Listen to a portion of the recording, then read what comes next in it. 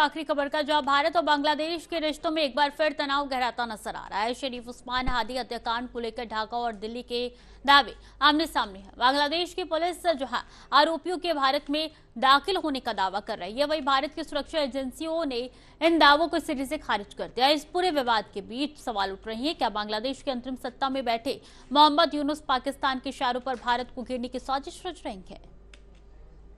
भारत और बांग्लादेश के रिश्तों में एक बार फिर तनाव गहराता नजर आ रहा है। शरीफ उस्मान हादी हत्याकांड को लेकर ढाका और दिल्ली के दावे आमने सामने हैं।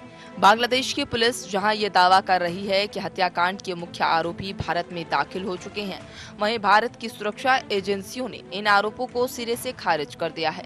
इस टकराव ने दोनों देशों के बीच भरोसे की दरार को और गहरा कर दिया है। शरीफ उस्मान हादी की हत्या के बाद से बांग्लादेश में राजनीतिक और प्रशासनिक हलचल तेज है। ढाका पुलिस का कहना है कि आरोपी भारत भाग गए हैं और भारतीय एजेंसियों की हिरासत में हैं। इन बयानों के बाद क्षेत्रीय राजनीति में सवाल खड़े हो गए हैं और दोनों देशों के रिश्तों पर असर दिखने लगा है।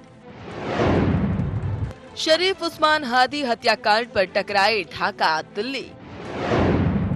बांग्लादेश पुलिस का दावा, आरोपी भारत में दाखिल। भारत की एजेंसियों ने दावों को बताया बेबुनियाद। बीएसएफ का साफ इनकार, कोई गिरफ्तारी नहीं। अंतरिम सत्ता में मोहम्मद यूनुस पर सियासी आरोप। हत्याकांड बना भारत बांग्लादेश कूटनीतिक तनाव का मुद्दा। हालांकि भारत ने इन दावों को पूरी तरह बेबुनियाद बताया है। भारत की शीर्ष खुफिया एजेंसियों और बीएसएफ ने साफ कहा कि ना तो किसी आरोपी की भारत में गिरफ्तारी हुई है और न ही उनकी भारतीय सीमा में मौजूदगी की कोई आधिकारिक पुष्टि है।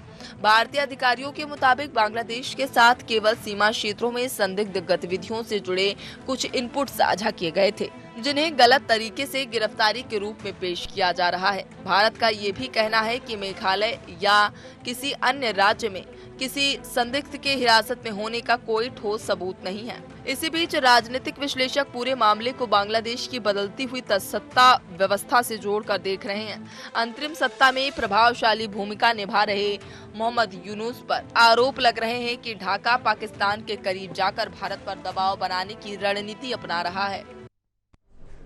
भारत और बांग्लादेश के बीच सुरक्षा और जांच को लेकर एक बार फिर सवाल खड़े हो गए हैं। शरीफ उस्मान हादी हत्याकांड के मुख्य आरोपी फैसल करीम मसूद और आलमगीर शेख के भारत में दाखिल होने की बांग्लादेशी दावों को भारत की खुफिया एजेंसी और बीएसएफ ने पूरी तरीके से खारिज किया है। एजेंसियों का कहना है कि अब तक मिली जानकारी केवल संदिग्ध गतिविधियों पर आधारित है, न कि किसी गिरफ्तारी या भारत में मौजूदगी की पुष्टि पर।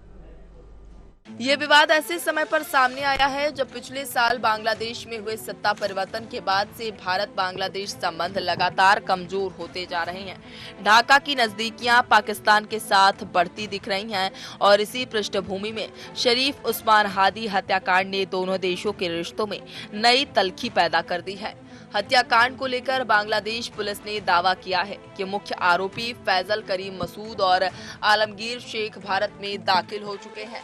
ढाका पुलिस ने यहां तक कह दिया कि दोनों आरोपी मेघालय में मौजूद हैं और भारतीय एजेंसियों की जानकारी में हैं। इन दावों के सामने आते ही भारत बांग्लादेश के बीच कूटनीतिक स्तर पर सवाल खड़े हो गए हैं। भारत बांग्लादेश सुरक्षा मामलों में नई खाई। पाकिस्तान के साथ बढ़ती ढाका की नजदीकियां। हादी हत्याकांड से दोनों देशों के रिश्तों में नई तल्खी। सीमा क्षेत्रों में संदिग्ध गतिविधियों के इनपुट।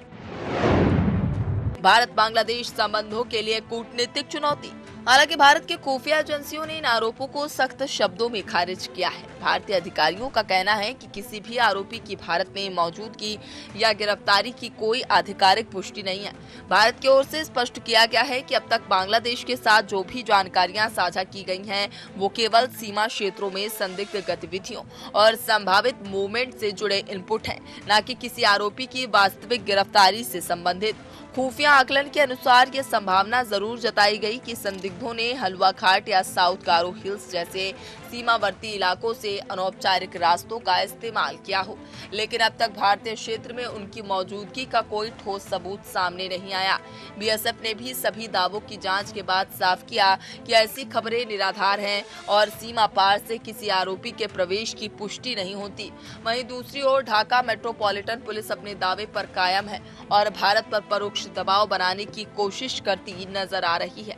इस पूरे घटनाक्रम ने साफ कर दिया है कि शरीफ उस्मान हादी हत्याकांड अब केवल आपराधिक जांच का विषय नहीं, बल्कि भारत और बांग्लादेश संबंधों के लिए एक गंभीर कूटनीतिक चुनौती बन चुका है। अब ये तो साफ है कि भारत और बांग्लादेश के रिश्तों में फिर तनाव गहरा गया है। शरीफ उस्मान हादी हत्याकांड को लेकर ढाका और दिल्ली के दावे आमने सामने हैं। बांग्लादेश की पुलिस कह रही है कि मुख्य आरोपी भारत में दाखिल हो चुके हैं, जबकि भारत की सुरक्षा एजेंसियों ने इसे पूरी तरीके से खारिज किया है। राजनीतिक विश्लेषक इसे घटनाक्रम को पाकिस्तान बढ़ती नजदीकियों और बांग्लादेश की नई सत्ता रणनीति से जोड़ रही है। क्या यह हत्याकांड अब कूटनीतिक टकराव बन गया है? अब सवाल उठता है कि जब भारत लगातार तथ्यों के साथ सफाई दे रहा है तो बांग्लादेश भारत पर आरोप क्यों लगा रहा है।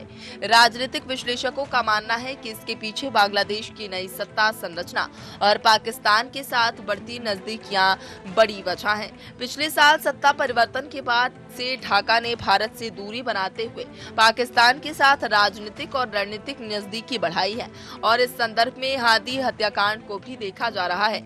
आरोप है कि मोहम्मद यूनुस के नेतृत्व में अंतरिम व्यवस्था भारत के खिलाफ अंतर्राष्ट्रीय मंच पर एक नैरेटिव सेट करने की कोशिश कर रही है। हत्याकांड को इसी रणनीति का हिस्सा माना जा रहा है ताकि क्षेत्रीय और वैश्विक स्तर पर भारत पर दबाव बनाया जा सके। बांग्लादेश की नई सत्ता और पाकिस्तान से बढ़ती नजदीकी, द्विपक्षीय संबंधों में तनाव और भरोसे की दरार। क्या जानबूझकर भारत को घेर रहा है बांग्लादेश? राजनीति में अपराध, सुरक्षा और कूटनीतिक सवाल। विश्लेषक कहते हैं कि ये केवल आपराधिक मामला नहीं बल्कि द्विपक्षीय रिश्तों में तनाव पैदा करने और कूटनीतिक रूप से भारत को घेरने की रणनीति भी है। फिलहाल भारत और बांग्लादेश की सुरक्षा एजेंसियों का संपर्क बना हुआ है, लेकिन भारत ने स्पष्ट कर दिया है कि बिना ठोस सबूत किसी आरोप को स्वीकार नहीं किया जाएगा। हादी हत्याकांड अब केवल आपराधिक जांच का विषय नहीं बल्कि भारत बांग्लादेश संबंधों में एक गंभीर कूटनीतिक चुनौती बन गया है। शरीफ उस्मान हादी हत्याकांड ने एक बार फिर साबित कर दिया है कि दक्षिण एशिया की राजनीति में अपराध, सुरक्षा और कूटनीति एक दूसरे से कितनी गहराई से जुड़े हैं। अब देखना होगा कि सच सामने आता है या आरोपी की राजनीति रिश्तों को और बिगाड़ देती है।